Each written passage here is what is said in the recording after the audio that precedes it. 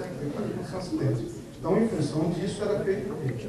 Era sem parar de receber para poder sair todo esse fluxo de pessoas para depois voltar ao fluxo de materiais normalmente. Então, imagine a perda financeira disso. 1h30, 1 hora, todo dia. Uma empresa que trabalha 24 horas, praticamente, fora os finais de semana, trabalha todos os dias todos. Então, é uma perda significativa. E muitas vezes isso não é observado. Aqui mostrando um pouquinho do fluxo interno antigo. Acontecia basicamente a mesma coisa. Só para vocês se localizarem, esses retângulos em volta são as linhas e células de produção. Essa parte azul aí é um corredor central, onde todo o material ele fluía para esse corredor central, esse material, e no final da fábrica era onde era o CD, isso no layout. O que aconteceu, gente? Como acontece com uma rodovia. Vou fazer um exemplo aqui da Dutra. A Dutra, quando foi feita aqui, era uma maravilha. O que foi acontecendo ao longo do tempo? Uma série de vias, afluentes aí, que todas são canalizadas para a Dutra. Hoje vocês veem o que acontece com a Dutra aí, por volta das 5, 6, 7 horas da noite, como cidades às vezes até mais. Então, o que estava acontecendo com esse corredor central nosso, essa via, ela estava ficando congestionada, totalmente congestionada. Então, houve uma necessidade do quê? Uma mudança de layout, uma questão logística. Só que aí, mudança de layout não envolve só o departamento de logística. Envolve aí toda a parte de engenharia, toda a parte de produção, porque você não pode pensar só em logística ou movimentação. Você tem que pensar também, vou dar essa linha de lugar, essa célula de lugar, mas isso para a produção vai ser bom. Isso tecnicamente, analisando em termos de engenharia, tecnicamente isso é viável.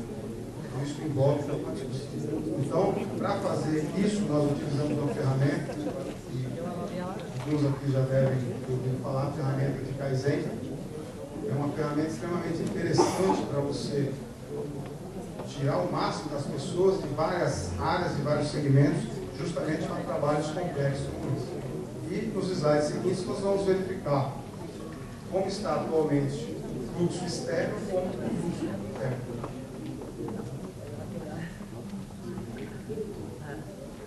Só em vocês verificarem de cara, vocês percebem como ficou, como o pessoal gosta de falar em inglês, mais clean, ou mais limpo, ou algo bem mais enxuto. Ou seja, você diminuiu esse entroncamento que acontecia aí entre os veículos dentro da companhia. Isso daí diminuiu bastante. Vocês imaginem que aqui para você produzir 4 milhões de filtros por mês, faça uma conta boa. Se cada filtro, por exemplo, utilizar aí 20 componentes, faça uma conta de quantos componentes utiliza, quantos caminhões, quantos veículos trazem componentes. Então, ficou algo bem mais enxuto. Esse novo layout, material ali pela linha vermelha ali em branco, sendo distribuído lá no fundo, onde antigamente era o CD, virou uma charifada. E esse material, o que acontece? Esse material é solicitado, ele entra lá e ele vem pela fábrica sendo processado. Ou seja, ao invés de você ficar produzindo material, o próprio processo que vai produzindo esse material. E ali na faixa azul, a expedição que era lá no fundo, para frente, mais próximo da portaria, o material acabado, produto acabado, sai pela portaria, vem da pesagem e vai para o sistema. Ou seja, um fluxo bem mais enxuto, bem mais racional. Aqui, o mesmo raciocínio foi utilizado na parte interna, parte propriamente da interlogística da movimentação interna. Principalmente desse lado de baixo, vocês estão vendo essa seta azul na parte de baixo. O que aconteceu, ocorreu com esse layout? Só para vocês terem uma ideia. Imagine que nós estamos produzindo uma peça aqui, eu faço a primeira operação aqui na frente, o professor Pascoal faz, porque ele é bem habilidoso para fazer essa parte, então ele vai fazer essa parte. A outra operação é feita lá no fundo do auditório, depois volta, vem aqui o nosso colega aqui de azul aqui na frente, faz uma terceira operação, depois esse material volta, vai lá no fundo, nosso colega palmeirense lá no fundo, produz, volta, esse material ser expedido. Então, imagine o ponto que essa peça fez, esse produto fez. Não seria mais lógico, analisando em termos de logística interna, esse material começar a ser produzido lá, receber a matéria-prima, ele ser processado em cada um de vocês. Imagine que cada um de vocês aqui é uma célula de produção, esse produto acabado chega aqui na frente e seria o quê? A expedição. Não é bem mais lógico? Mesmo para quem talvez não está nesse dia a dia, é bem mais lógico. Então, esse foi o estudo, essa foi a análise que foi feita. Então, ele está o quê? Movimentação. E movimentação com conhecimento de uma boa parte de vocês não agrega valor. Você está movimentando peça para lá e para cá, não agrega valor. Se você tem uma peça e você vai fazer um furo nela, o que é que o cliente quer? Ele quer aquela peça com um furo. É isso que o cliente quer. Ele não quer que você levar a peça lá no fundo, trazer aqui. Isso o cliente não tem interesse, não, ele não quer pagar por isso. A realidade é essa, o cliente não quer pagar por isso.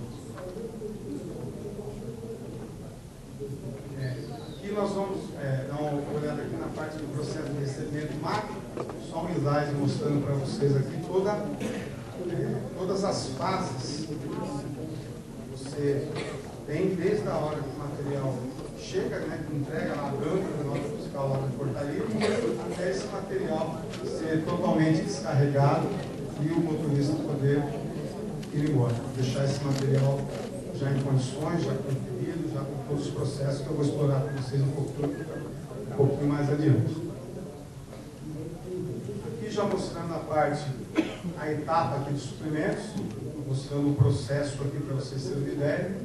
Isso a realidade, isso qualquer empresa de produção, tá, gente?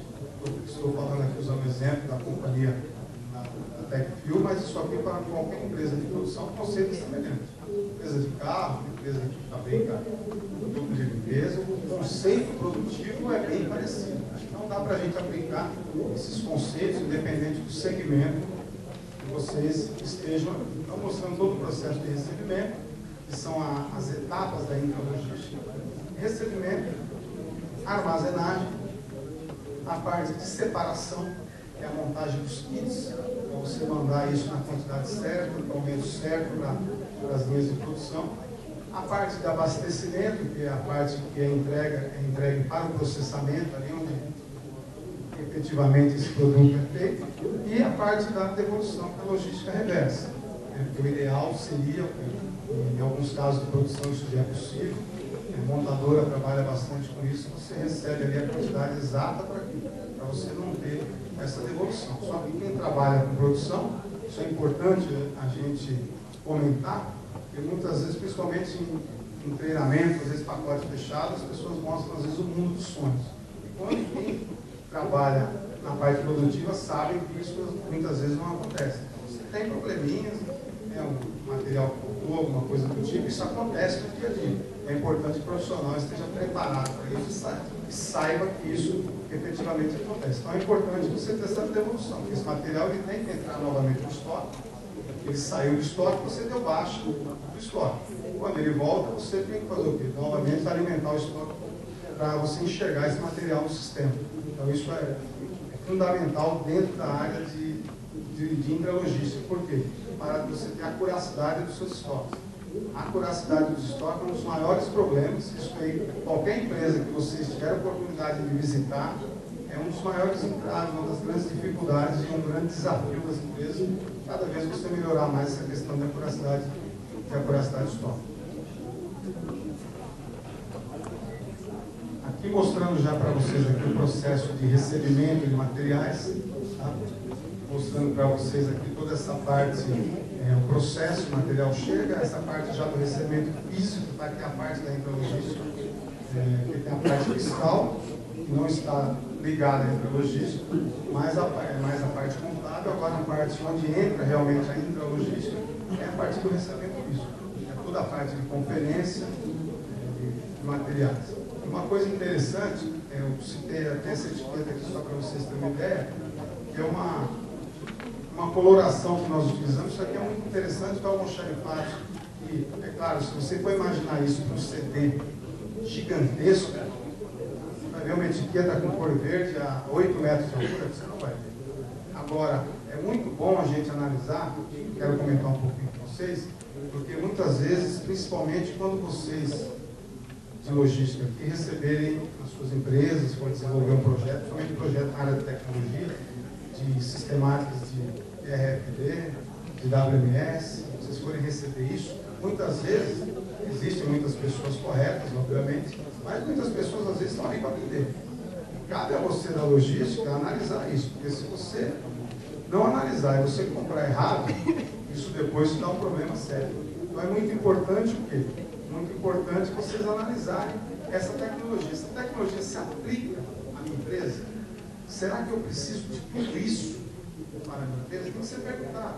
Muitas vezes você vai falar para o seu gerente, seu diretor, para você investir uma fábula em algo que não vai dar o retorno necessário. Então é importante tomar muito cuidado com isso. Porque muitas vezes o vendedor ele vende para você, como se diz, mundos e fundos.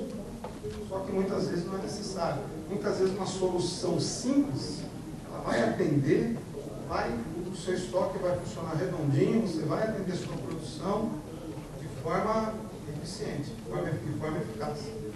Então, para um almoxarifado pequeno que não possui um código tão grande, esse tipo de etiqueta que mostra o mês, de acordo com o que ela mostra para você o mês, isso aí ajuda bastante. Visualmente você consegue no final do mês passar no seu almoxarifado e consegue enxergar. Por exemplo, nós estamos hoje no dia 26, né?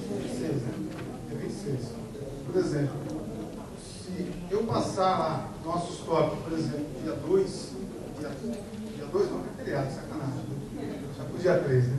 Dia 3, dia 4, eu dou uma olhada, eu já consigo ter uma visão em um dos nossos estoques, que são almoxarifados que estão distribuídos mais próximos do cliente interno, obviamente, eu consigo já verificar como está o giro desse estoque. Visualmente você já tem uma prévia.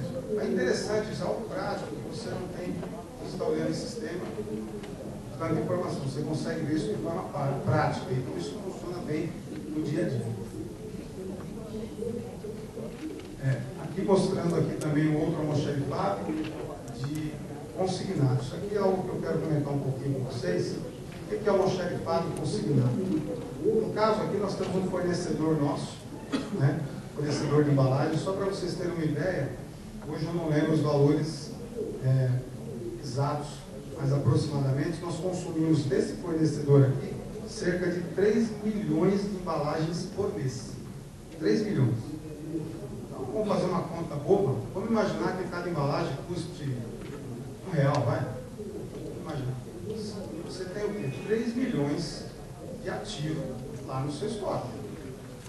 Quem é de logística sabe disso, você responde no final do mês pelo seu estoque. É cobrado o giro do estoque. Quem é de logística sabe bem disso. E o que aconteceu? Nós fizemos um trato, e esse fornecedor é do Rio Grande do Sul. Se for pensar em termos de logística, um produto que não tem um valor agregado tão grande para você trazer de tão longe, às vezes não é interessante. Porém, nós encontramos uma solução para esse fornecedor, que foi o quê? Ele garante o estoque dentro da nossa empresa. Ou seja, todo esse estoque que vocês estão vendo aqui, enquanto ao custo, é o fornecedor. Né? Só que ele está só bancando? Não, ele tem um lado. Tem um lado positivo. Obviamente, existe todo um contrato com isso, um contrato que é feito pela área jurídica, e ele tem a questão da fidelidade. Então, quer dizer, nós entramos com essa questão da fidelidade. Então, isso é muito importante. Você passa a ter realmente uma parte